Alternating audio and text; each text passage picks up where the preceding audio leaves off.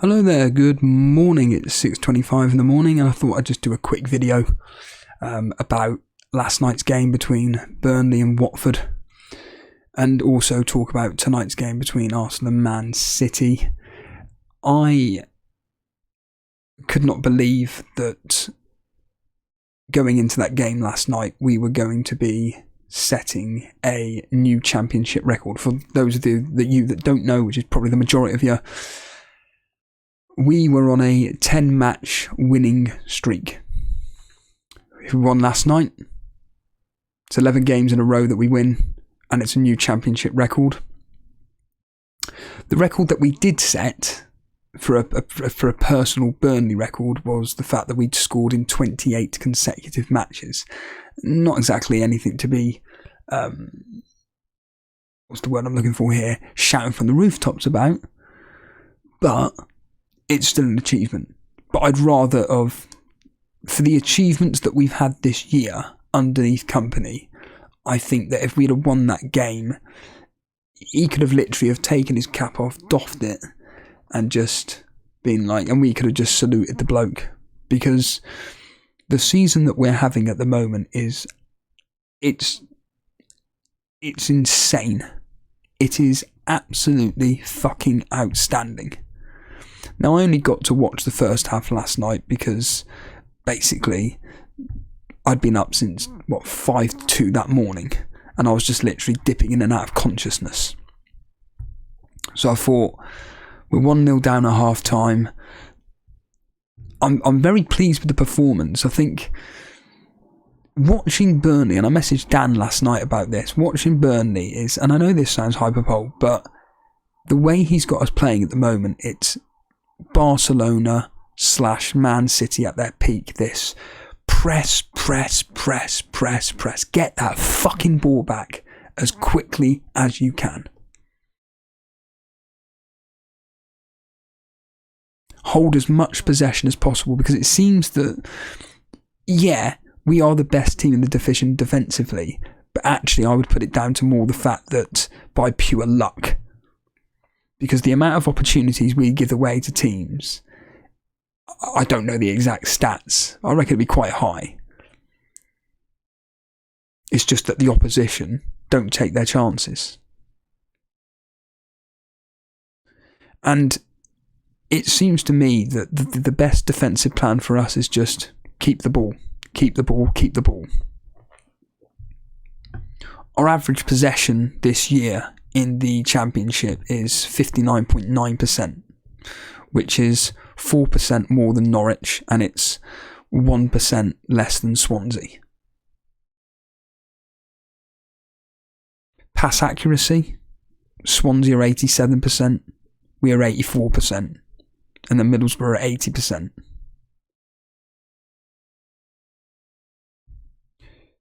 Sheffield United will be playing tonight against Middlesbrough, and if Middlesbrough can get something tonight, then it means that we're 10.9 points, 10 points clear of Sheffield United at this point. Oh, we're 8 points clear of Sheffield United at the moment, so we'll be down to 7 if they get a draw, or maybe Middlesbrough could win. Sheffield United at the moment, like us, are formidable. In fact, very similar to the Man City Liverpool season a couple of years ago, where it was pretty much neck and neck to the wire, wasn't it? That was right, because it was the Aston Villa game, wasn't it, where Man City eventually went on and won, and Liverpool, that was it. It was last year, wasn't it? And it's almost like Sheffield United must be thinking, we're having the season of our lives here. We're 10 points clear of third place, Middlesbrough. And yet this team above us are absolutely decimating every single team in front of them, left, right and centre. I mean, ironically, Sheffield United beat us 5-2 earlier on in the season. But they found our weaknesses, which is set pieces, and exploited it. That, though, happened way back if I can look here, when it pops up here, and of course I can't see it when I bloody need to, back in November, 5th of November. It was actually at their place. And we were 2-1 up at half time. Sheffield United, since the 12th of November, haven't lost a single game. In fact, they've won every game barring 3. Us, on the other hand, I mean, it is fucking ludicrous. I think the last time we lost was actually against Man United. I'm pretty certain it was against Man United when we last lost, and that was a 2-0. And even then, you know, a wonder strike, a wonder goal from, what's his face? Rashford. And some scrappy little back post goal by Ericsson. Wan-Bissaka assist. But yeah, it was a loss to Man United in the League Cup, 2-0.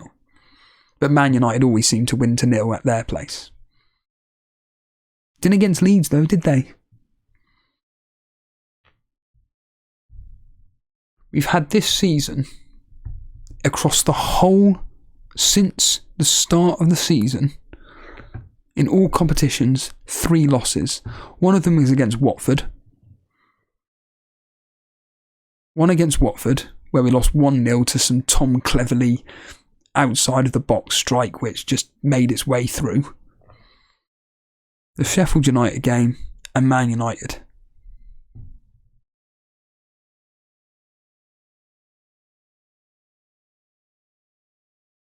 We've got we've got 2 difficult games away at Luton and Millwall next.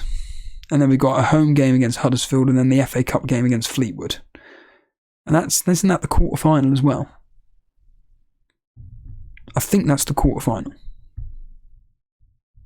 If I look here, up on the screen, yeah, it's the quarter-final. Or the last 16. And then it'll be the quarter-finals. Get past Fleetwood, because for some reason, we seem to be struggling in the cups, a bit like with Dyche. He couldn't give a stuff about the cups. We'd always be losing to League 1, League 2 opposition, always, without fail. Or we'd get through by penalties, but play the whole 120 minutes in some 0-0 horrific game where no one wants to be at, and then we go through by penalties by chance. The last night's game, the problem that I find it ironic that I'm about to say this, considering that we seem to score on average 3 goals a game. But it's just our finishing. The difference between, there's many differences obviously, but the difference between us and Barcelona and Man City is we haven't got the likes of Lionel Messi, Kevin De Bruyne, the defensive back line of the likes of Puyol. And that's where about my knowledge ends, hence the pause. But because of the teamwork ethic that he's installed in our... Basically, he's pretty much said, I don't care how well you're performing, you put a foot wrong, you're dropped. You are to play to my standards. You do that, you're in the team. You fuck up, you're out. Hence Muric last night. Massive blunder. What the fuck he was doing, I have no idea. He's a young player. I think he's like 22, 23, something like that. 24. And I think he's too over-eager to be impressing company. Don't get me wrong, his distribution of the ball is up there with the likes of Edison. He pings passes left, right and fucking centre. But he's very naive. He's not the greatest goalkeeper on the planet. In fact, very similar to Edison. Essentially, if it's a shot on target, it's probably going to go in. So he was substituted at half time. You could tell that, again, I can only base this now on clips that I've seen of interviews. You can tell Company was not happy with that result at all. He was absolutely fuming, especially with Muric.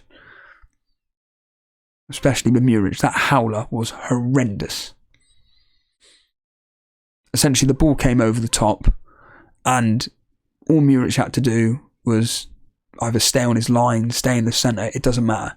He decides to come charging out, goes to clear it, but it hits his knee, bounces off, lands at one of the Watford players. They just play it around for a bit, goal.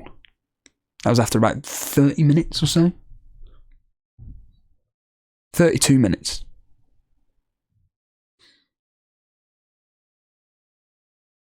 And the problem before that is that we had all the possession. We were passing it around easily around Watford. I'm looking at it here. Total shots 14-4. 5 of them on target, 5 off target. Possession 68% to us. We battered them. Absolutely battered them. If you don't put away those opportunities, if your opposition gets the opportunity, they will score. And like I said, if we allow any shots on target, they pretty much go in. Because ironically, defensively, we're not that great. And like I said, the best form of defence for us seems to be, it's not attack, it's possession. And I'm sure someone's going to say, well, that is attack, isn't it? But it's just keep that fucking ball. And if the play, like with Man City, if the play breaks down, we bring the ball back. We just pass it back, ironically, to Muric. And we play it out from the back again, and we just go again. So, I messaged my uncle this morning. Sorry, not this morning. I messaged him last night, and I sent him this. I just said, where's Rob? I've got the game on, but I've got to go bed. That Muric mistake is unfucking-leathable. He always seems to have the mistake in him. I always knew this game would be tough, and I did. I was dreading it. I was thinking 1-0 either way, 0-0, 1-1, something like that. It wasn't going to be easy. It wasn't going to be a walkover. I can see this, like at theirs, ending 1-0. It's typical, isn't it? After we could be setting a bloody record, this is what happens. Hopefully I'll see tomorrow that we've won. Good night. Obviously, wake up this morning, have my breakfast, blah, blah, blah, and that's it. It's wake up and see that it ended 1-1. And it was a 95th minute equaliser from that gentleman up on your screen right now. Our new signing, Ubafemi. And it was just like a scrappy tapping. 95th minute. It's absurd. And do you remember a few seasons ago that I'm certain it was Man City? They had a record of clean sheets and they just needed one more to beat the record. They'd equalled the record of, I don't know, something like 10 clean sheets in a row. And all they had to do was get a clean sheet against the next opponents, and obviously they would get that record. But they conceded. And it was someone stupid that they conceded to. Someone like Norwich or Southampton. Something like that. I can't remember. But comment below. Get the engagement up. Fucking hell. I'm certain that happened.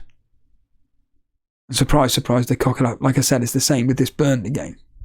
I think personally, it was playing on the players' mind. You could tell they were really, the way they were playing last night, you could tell they were really excited. to be potentially getting this record last night. And certainly from my perspective, I think it was playing on their mind and they were just a bit over-eager. But thankfully we didn't lose, and we just march on. We just march on. Like I say, I wish, it's going to sound really weird, I don't want to be promoted. I know Firetog, wasn't there a famous person that came out and said, even if we won the championship, we don't get promoted, we just give it to third spot instead. So for argument's sake, in this specific, in fact Firetog's probably saying, no, I don't want it. So we win the championship, obviously as champions, and it's now we don't want to go up. Just give that spot to Middlesbrough. Because, I don't know this for fact, but unfortunately the way we're playing at the moment, when it comes to, if we're going to take like the Premier League as a prime example right now of the teams in there, of how we'll perform against, Man City will get absolutely battered. We'll get absolutely annihilated by Man City. Liverpool, exactly the same. We will get destroyed through their counter-attack, and by all accounts on Monday evening they actually performed to the standards what one of the guys at work said he saw from last year. I don't know, I didn't see any of it. By all accounts, the Salah goal was incredible. One end of the pitch to the other. With Arsenal and Tottenham, I think the Arsenal game would be a very, very high intensity type match between the two of us. But the thing is, with all these teams, they've got a better quality of player. A much higher standard of player. Newcastle, I think, could be a really, really good game between us. Like a really good game. Again, they've got a much higher standard of player. But I think from a competitive point of view, I think that it would be right up there.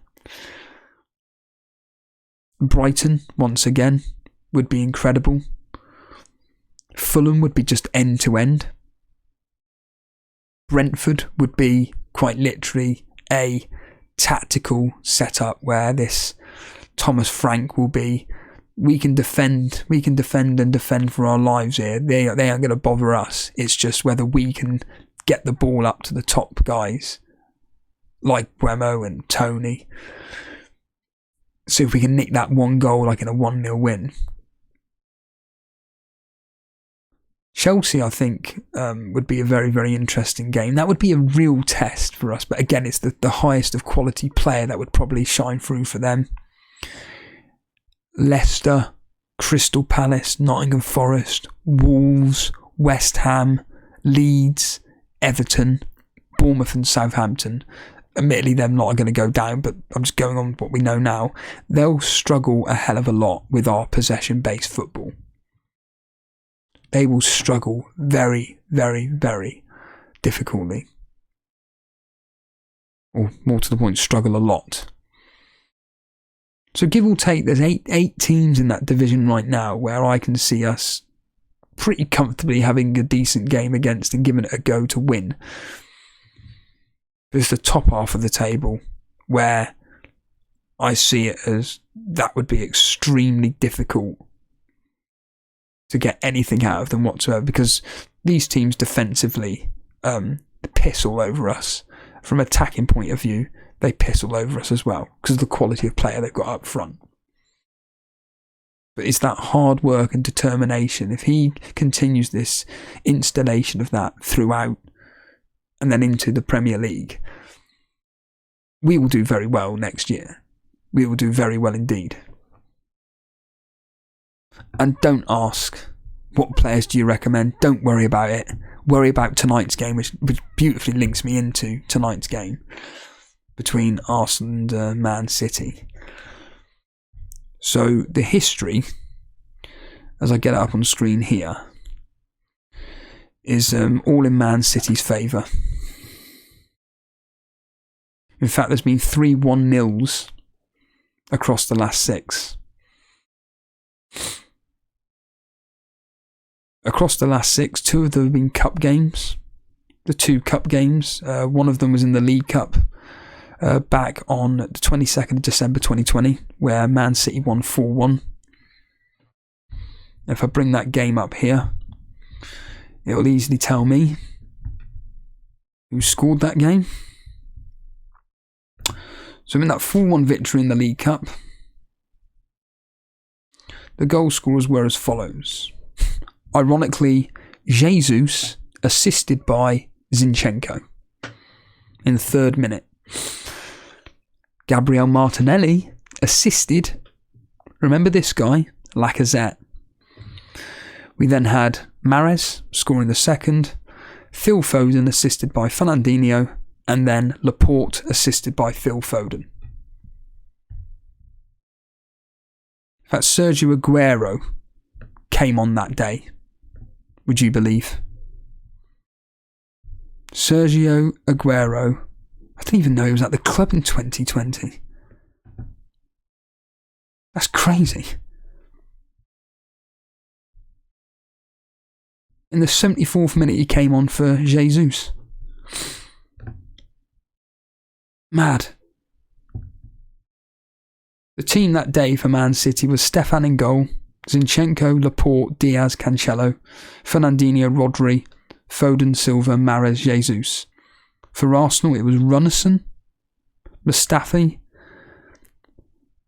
Magalhaes, Kolasinac, Maitland-Niles, Ceballos, remember him, bloody hell, El Neni, Suarez, Cedric, Suarez, Willock, Lacazette, Martinelli. So again, a bit like in the recent League Cup game or FA Cup game, Arsenal put out the more weaker team.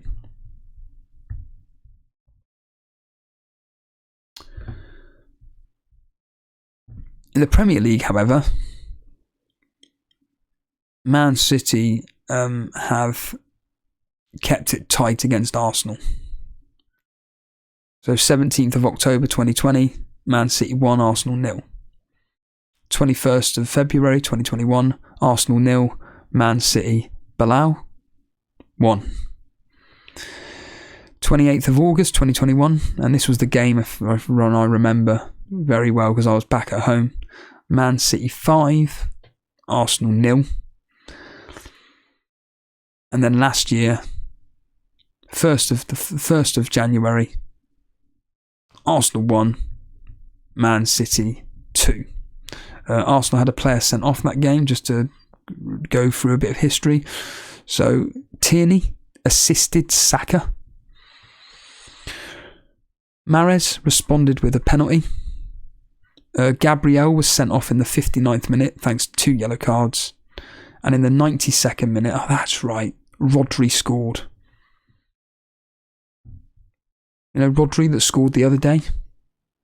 He was the player that we were supposed to have brought in.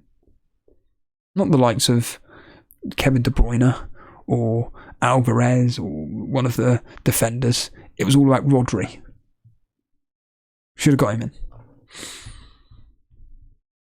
Now I'm hoping obviously history repeats itself, where recently we had the FA Cup game. Admittedly it was at the Etihad, where it ended 1-0 to City, thanks to an Ake goal in the 64th minute. But again, the team that Arsenal put out was a weakened team, pretty much. Man City put out a full strength, within reason. Don't get me wrong, Arsenal's team was very good that day. They had Turner in goal, Tierney, Magalhaes, Holding, Tomiyasu, Xhaka, Partey, Vieira, Saka, Nketiah and Trossard. It's a very good team. In fact, that Magalhaes is Gabriel. But yeah, a very good team. And I think tonight is literally one of those. I think I said on stream the other day, I expect this to be a 3-2 either way, a very high intensity based match where essentially it could be end to end. Very similar to the Man United game. But I think there was a lot more at stake in the Man United. When I say more at stake, I mean in the sense of I think that Arsenal fans knew they have a chance of beating Man United. I think in this game, I think a lot of them are quite pessimistic and think that actually, I don't think we've got a chance against, especially with Arsenal's form at the moment, which of late hasn't been particularly great. Okay, they've won 4 out of the last 6, but they've also lost 2. And in fact, the last 3 in all competitions, they haven't won. They lost to Man City 1-0, they lost to Everton 1-0, and they drew against Brentford 1-1. And now they got Arsenal, then they got Man City. So based on that, it looks like it's going to be a pretty tight game. 1-0 City, 1-1, 2-1, just a goal in it, essentially. When you look at the form table, or more specifically the home and away table, Arsenal at home are exceptional. Haven't lost a game all season at home. 1-8, drawn 2. In fact, ironically, those 2 draws came recently. 0-0 against Newcastle and 1-1 against Brentford.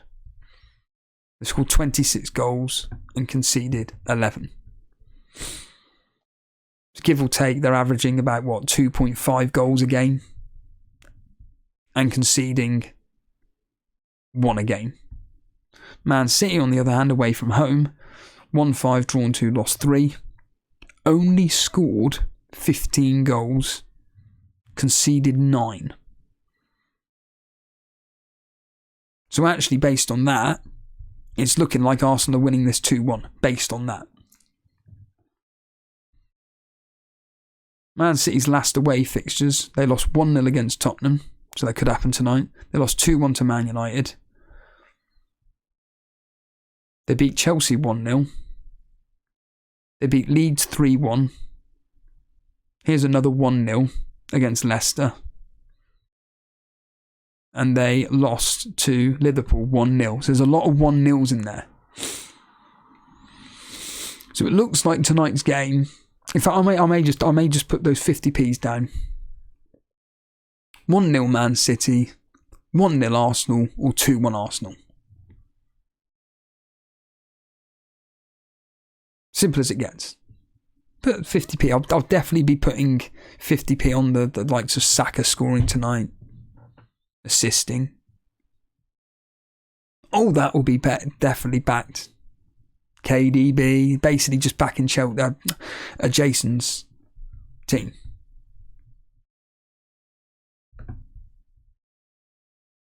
So yeah, tonight's game is going to be very, very exciting. It kicks off at 7:30. Again, I sadly can't watch any of it. Surprise, surprise. WhoScored.com.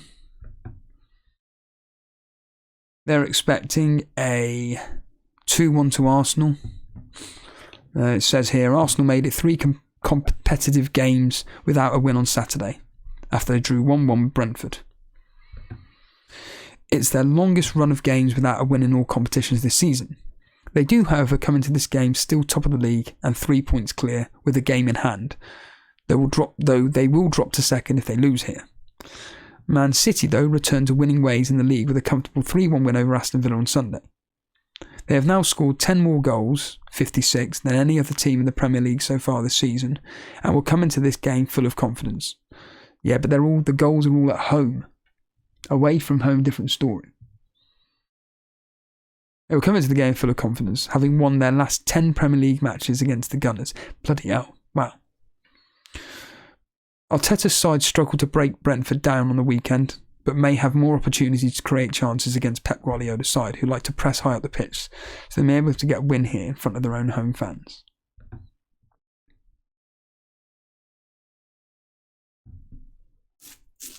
A few of the comments for bets, really. City to win and over 2.5 goals.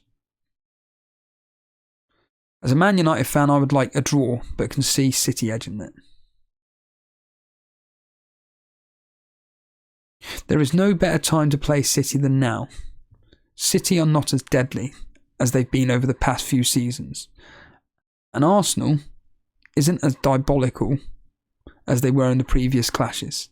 The referee worries me though, because when Arsenal dropped points against Man United, Newcastle and Brentford, they were denied legitimate goals. A clear penalty and an opponent given offside goal, and all those decisions have directly benefited Man City.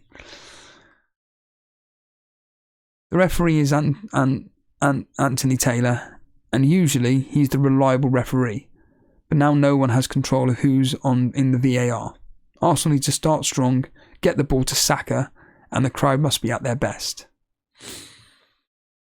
This won't be a tight game. Arsenal can beat City and City can beat Arsenal. I think given current state of affairs at Arsenal, with the last 3 games being 2 losses and a draw on the spin, and the referee blunder against Brentford, it demoralises the team. Yeah, absolutely. But City have bigger issues with the turmoil at the club.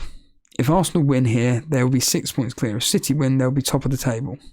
If Arsenal draw, then a serious momentum is required. Arsenal are off right now.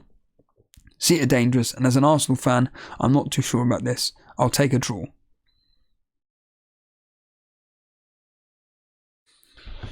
So yeah, it's many people are struggling to call this game, essentially.